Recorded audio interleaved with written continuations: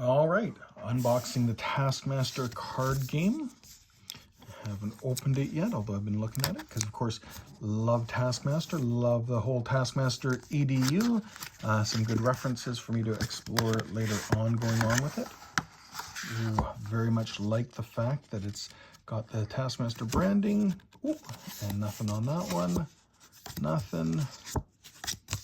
For a second there, I thought there were no tasks whatsoever. Obviously, we can add our own tasks. Let's take a look at the first one. Propose to the Taskmaster in the most irresistible way. 2 minutes to prepare your proposal. Time starts now. I love this idea, much like my Taskmaster push. Great way to introduce quick little tasks, and there are lots of them.